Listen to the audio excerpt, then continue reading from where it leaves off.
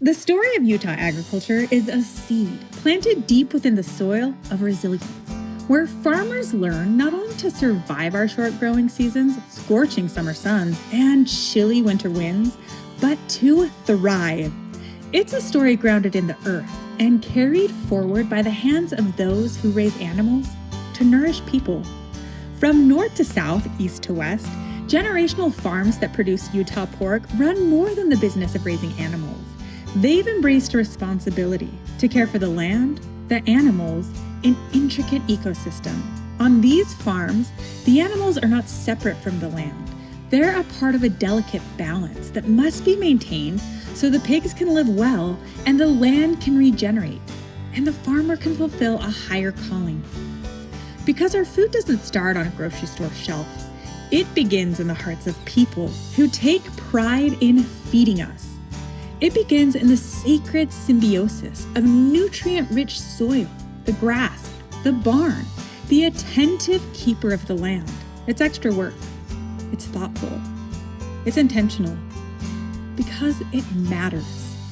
From Utah's well-tended fields to barns of pigs thriving under best care practices, to snout-to-tail animal husbandry, and chefs in kitchens all across the state preparing pork with artistry and respect. This is a tale of Utah pork, a story of care, a story of connection, a story of a shared commitment to raising, preparing, and savoring food that feeds both body and community. This week on Taste Utah. Today's modern farming practices, coupled with time-honored traditions, demonstrate the commitment pork producers in Utah make to taking care of their animals. They actively participate in programs that measure and document their progress, implementing best practices that restore soil, preserve water, and protect air. For example, farms participating in these practices recorded a net greenhouse gas emissions figure that removes more carbon than they produced. Ultimately, these techniques ensure pigs are raised in systems where the land is healthy and cared for, where their well-being is a priority, where the farmer is an active steward rather than just a producer, which results in healthier animals, more comfortable lives, better growth, and less stress. People and product are at the heart of every decision, honoring a rich history of consumer trust based on quality and integrity. In our first season, we traveled to Cache Valley and visited Ballard Family Farms, who continues to epitomize these practices today. These are the brand new ones. These were just born last night. Yeah. So Todd, tell me a little bit about what this little buddy's life is going to be like on the farm. Well, like I say, they'll spend the first 4 or 5 weeks with their mom, and then they go into the group that were born that week. We graduate them up as they grow. They grow tremendously fast, and so we're moving them to different size rooms as they get older. Just after we take them off the sow, they require a very high protein diet when they're weighing at 4 to 5, and then of course then they're on the soy and the grains. This is kind of what the feed looks like when we get it all done, and it's kind of a meal. Wow. And so we grind it all up so they can digest it very well. And they have a stomach. Pigs have a stomach just like you and I, and so they're a lot different than the cow. Even though they might chew on stems or weeds or something in the wild, they don't really get too much nutritional value out of that. It's just like if we were eating the same thing. If all we ate is lettuce all day or chewed on corn stalk, we wouldn't be very fit. On Taste Utah, we love to share the story of this sacred handoff from farmer to kitchen and from kitchen to table. The term farm to fork is used often, but we love to show you how the sausage is made. And that's exactly what we learned behind the butcher counter at R A Market in Helper, where their butcher case is something of a legend, and they're sourcing their house-made sausages to their sister restaurant up the street, Balance Rock Eatery. Tommy, you're making all of your sausage and everything in-house, right? Right. So right now we're going to case it up, but what's the process to get here? Basically, we pull the pork shoulder out of the package and roll it through. We're going to grind it through twice. Okay. And that helps a lot of, helps do it here a lot better. Okay. And then once we do that, then we go and we add our seasonings and our ingredients to it, and then we put it back through here, and then we'll run it through the So caser. same machine, Same just machine. different attachment. Yep. Oh, that's so rad. Okay, yeah. cool. Yeah, so it's now pretty easy. it's all up in there. Yeah, everything that's been ground up is sitting up on top. Okay, cool. Love it. How long have you been doing this, Tommy? A year and 5 months. Oh my gosh, Yeah. so you kind of like got a feel for everything. Oh yeah. And you load a little water in through there, and what All that right. does is that helps the casing actually expand through. Okay. So that way you're not just getting, a finger-sized sausage, you're getting Yeah. a nice big kielbasa Yeah, kind of kielbasa, sausage. and like you're providing all of this amazing sausage and all of this meat actually to Balance Rock. Yep.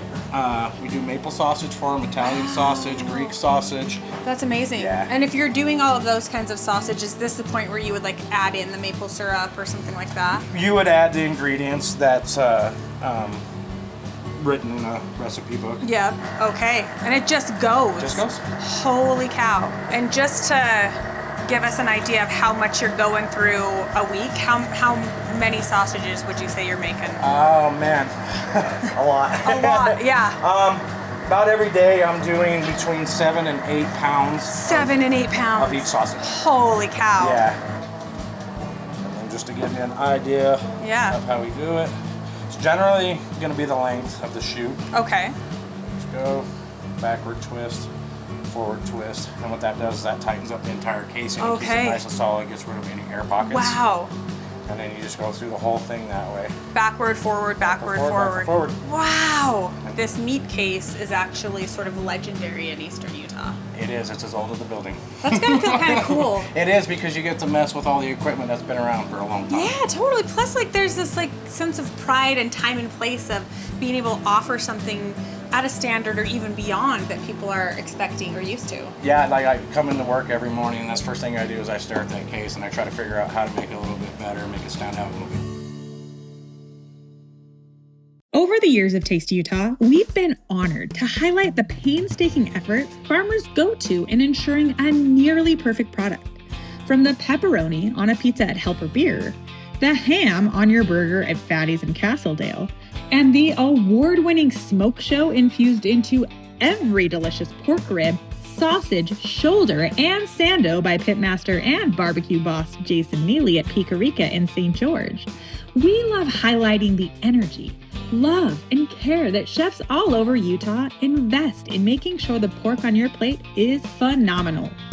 It's only right then to end our time at Pago in Salt Lake City, a legacy farm-to-fork restaurant where Executive Chef Felix Gardner's menu always adheres to the mission of showcasing local produce, meats, cheeses, and pretty much anything they can get their hands on. And finally, we'll sit down with Kurtis Falslev, where he walks us through his own ranching legacy at Falslev Family Hog Farms, a family operation rooted in third-generation farming, tradition, sustainability, and the simple idea that good pork starts with good stewardship. And we're going to get this pork chop searing.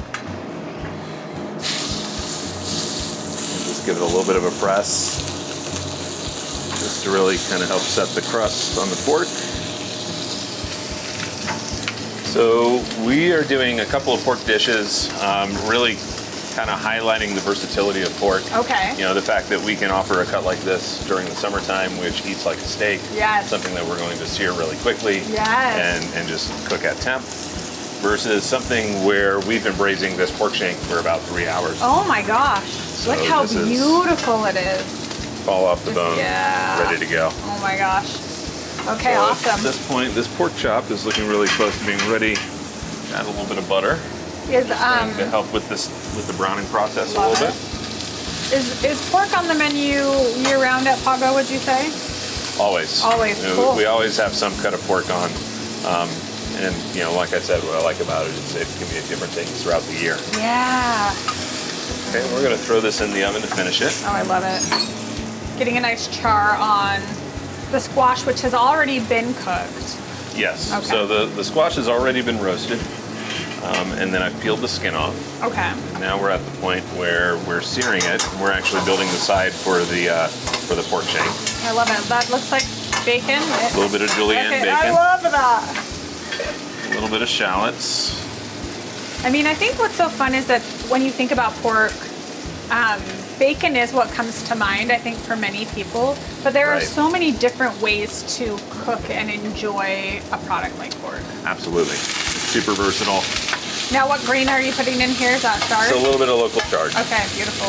And we're going to add some of our braising liquid from the actual pork to finish that off. Well, in the reality, this is actually a very healthy dish. I mean, look at what you're really eating. You're eating a roasted squash, you're eating vegetables, you're eating fresh farmed pork. Yes. You know, you're eating bone broth. You're getting in all these essential nutrients.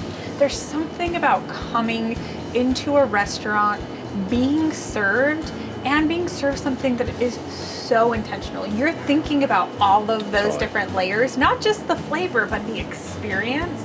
And it is the mark of something that has just been what you do at Pago and all of your restaurants. Thank you very much. Since the inception. And it's all about the sourcing. It's all about getting the best possible ingredients and treating them in a respectful way and making delicious food out of them. So we're going to use this big pan for this big piece of meat. And we're going to treat it pretty simply. You know, like I said, just local grains, local squash. I love that.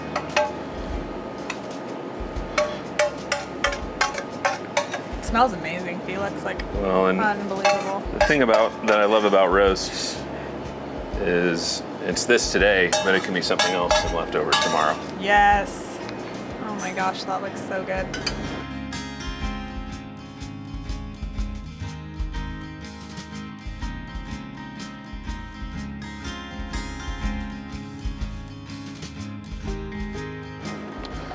All right, so this is peach and bourbon jam that I made this morning. Yum.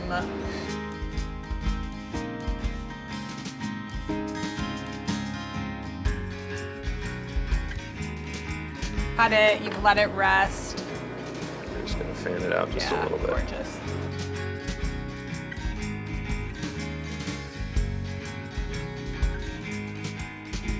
And this is just a little bit of pea tendrils from Frog Bench Farms. Oh, yay. Just a little bit Paula of and vegetable Joe sweetness. over there. Yep, exactly.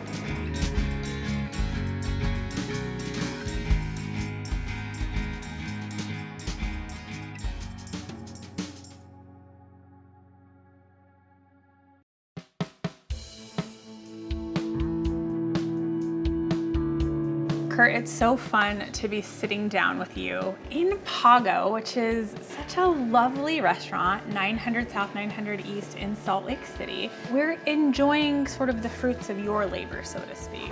Yeah, it looks beautiful. And Felix, Executive Chef Felix, is just one of the premier chefs in the entire state. And part of the reason he is such an exquisite chef is because he cares so deeply about the product that he serves to his consumer.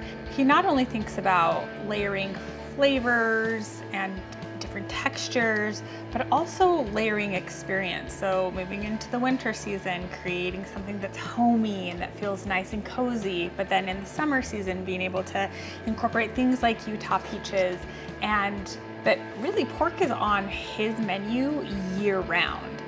That's gotta feel kind of good. Yeah, it is. Pork's a meal you can eat year round. It's amazing. When people think about pork, they think bacon, but there are so many different ways to enjoy. Oh yeah, pork. Look at this. This is phenomenal. Yeah. This is like I've never. When he said pork shank, I was like, well, I've never eaten pork shank. Oh my gosh. Like I've heard of it, but I've never eaten pork chop. I eat all the time. I cook it all the time. Yeah, but totally. Pork shank, it's not something that you ever hear. Like there's cuts on other animals that are like, it's okay. Yeah. But pork, if it's cooked right, it's amazing. And people, you guys can feel safe eating medium pork, just like eating a medium rare steak. You were even telling me earlier that you like to smoke pork. Yeah, like I pull it off at 138, 140, and you gotta let it rest. Yeah. You wrap it or you let it rest and let it, because pork will continue cooking. And so it really is this idea of low and slow and understanding the product that you're using. Low temp is the best. It's yeah. Key. Okay, let's talk a little bit about farming. So we went up to the farm. Tell us about the different structures that you have on the farm, what they're for, and all of the intention that goes into growing an animal. I'm the third generation farmer at our farm. My dad's dad, my grandpa, he had a chicken farm laying hens. Okay. A larger farm came in and the price went down, so they couldn't afford. So my dad started raising hogs when I think he started with his first pig when he said he was like in the 8th grade or something like that. Wow, he was a 4-H kid. But yeah. Like, So anyway, so he raised pigs and then I took over and we've grown since. So my dad had like 200 or 300 sows when I took over. And I love it. Now, what is a sow? A sow is a mother pig. Okay, awesome. Yeah. So 300? Yeah, he had 300 when I took over. We're about 1,600 sows now. Oh my goodness, so you have grown exponentially. You've seen one of the facilities where the babies are born. We put them in those inside where it's confined temperature, the controlled temperature, I mean. We keep the temperature in there like 70 degrees, and we keep them in those areas while they're with their mom just to protect the babies, because if you put them out in a pasture or whatever, those babies will not survive. Yeah, absolutely. I mean, I think even just of these moms that are massive, just getting stepped on or something like that could probably be a big deal. And so having the moms sort of confined in a way where they're able to stay with their babies and also able to live in a temperature controlled environment that's really conducive for their life. Correct. The sows have access to water anytime they want. There are these cool little nozzles. They have little nipples. So actually they're a pipe that goes down, and there's a nipple for the mom, and then there's a nipple down for the babies. So the babies will start drinking water from like day 2 or 3 of being born. I mean, they'll figure it out. That's amazing. Then the other facilities that you've seen that were like the dome shape with the tarps, we raise a lot of our sows go in there while they're not with their babies. Okay. Once we put them in a barn for health reasons, they stay in that barn. Okay. Just for the fact that this barn down here might get a cough. And if you're sitting there and rotating them, switching back and forth, chances are that these could get a cough. So a lot of those are females. We call them gilts. Okay. Gilts are a pig that has not been bred yet. They're like a heifer in the cow industry. Okay. We go in there once or twice a week, depending on the temperature. We'll clean the barns out on one side of the barn, and then the straw will be on the other side of the barn, and we'll leave that straw, and we just keep putting on top of it, and it creates a heat. Start composting, and the straw will create heat, and it keeps them warm during the winter months. I mean, it's amazing. Yeah. Do you put the straw in the facility with a 6-week-old, or is it The one that didn't have any pigs in it, Yeah. that actually has a heated floor. It has a heated floor? The floors always stays about 70 degrees in there. Wow, that's amazing. 65 to 70 degrees. We start dropping the temperature down as they get older, so they get climatized to what they're going to be outside. And what does that timeline look like? So you have these little buddies that get born, and then... So from the time they're born to like 300 pounds, it takes 6 months. Once they're 300 pounds, you know they're ready for market? Ready for market, or they're introduced in the maternal side of things of the farm. How do you decide those things? Soundly, structurally sound.